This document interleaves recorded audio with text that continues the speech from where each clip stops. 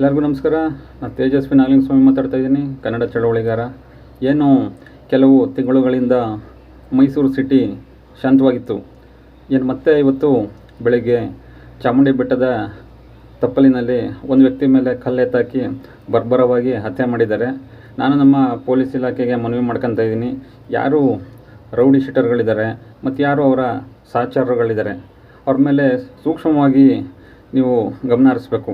ಅವರ ಚಲನವಲನಗಳ ಮೇಲೆ ನಿಗಾ ವಹಿಸಬೇಕು. ಏನು ಮೈಸೂರಿನಲ್ಲಿ ಶಾಂತಿಯ ನಗರಿ, ನಿವೃತ್ತಿಗರ ಸ್ವರ್ಗ ಅಂತೆಲ್ಲ ಹೆಸರಿದೆ. ಏನು ನಾವು ಕಳೆದ ಕೆಲವು ತಿಂಗಳುಗಳಿಂದ ನೋಡಿದ್ದು ಡ್ರಗ್ಸ್ ಆಗಲಿ ಮತ್ತು ಇನ್ನೊಂದು ವಿಚಾರಗಳಿಂದ ಮೈಸೂರು ಹೆಸರುವಾಸಿಯಾಗಿತ್ತು. ಅದನ್ನೆಲ್ಲ ನಮ್ಮ ಪೊಲೀಸ್ ಇಲಾಖೆ ಸಮರ್ಪಕವಾಗಿ ನಿಭಾಯಿಸಿ ಅದನ್ನೆಲ್ಲ ಕಡಿವಾಣ ಹಾಕಿದ್ದಾರೆ.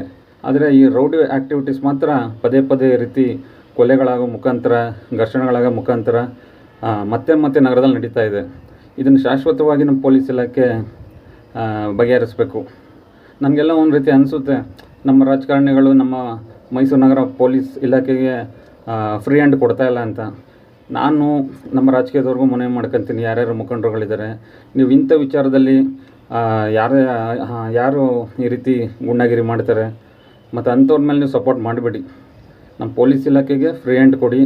ಯಾರು ಸಮಾಜಘಾತಕ ಶಕ್ತಿಗಳಿದ್ದಾರೆ ಅವ್ರನ್ನ ಮಟ್ಟ ಹಾಕೋ ನಿಟ್ಟಿನಲ್ಲಿ ನಮ್ಮ ಪೊಲೀಸ್ ಇಲಾಖೆ ಸಮರ್ಪಕವಾಗಿ ಕೆಲಸ ಮಾಡ್ತಾಯಿದೆ. ಅವ್ರಿಗೆ ನೀವು ಸ್ವತಂತ್ರ ಕೊಟ್ಟಾಗ ಇಂಥ ಯಾವುದೇ ರೌಡಿಗಳು ಕೂಡ ಬಾಲ ಬಿಚ್ಚದಿರಂಗೆ ನಮ್ಮ ಪೊಲೀಸ್ ಇಲಾಖೆ ಮಾಡ್ತಾರೆ. ಏನಿವತ್ತು ನೋಡಿದೆ, ಅದು ಏನು ಕಾಡು ಚಾಮುಂಡಿ ಬೆಟ್ಟದ ಕೆಳಗಡೆ ತಲೆ ಮೇಲೆ ಕಲ್ಲ ಎತ್ತಾಕಿ ಸಾಯಿಸಿದ್ದಾರೆ ಆ ವ್ಯಕ್ತಿನ. ಕೂಡಲೇ ಯಾರು ಆ ಘಟನೆ ಮಾಡಿದ್ದಾರೆ ಅಂತ ದುಷ್ಕೃತ್ಯನ ಅವ್ರನ್ನ ಕೂಡಲೇ ಪೊಲೀಸ್ ಇಲಾಖೆ ಬಂಧನ ಮಾಡಬೇಕು.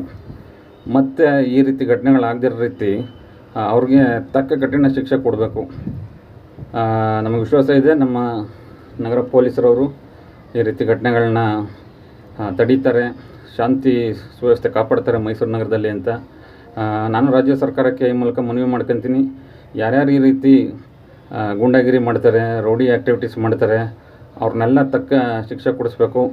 ಏನು ಹೆಚ್ಚು ಯಾರ್ಯಾರು ಜನಗಳಿಗೆ ಎದುರಿಸ್ತಿರ್ತಾರೆ, ಹೆಚ್ಚಾಗಿ ಪ್ರಕರಣಗಳಿರುತ್ತವೆ ಅಂಥವ್ರನ್ನ ನಮ್ಮ ಜಿಲ್ಲೆಯಿಂದನೇ ಗಡೀಪಾರು ಮಾಡಬೇಕು ಅಂತ ಈ ಮೂಲಕ ಮನವಿ ಮಾಡ್ಕೊತಾ ಇದ್ದೀನಿ.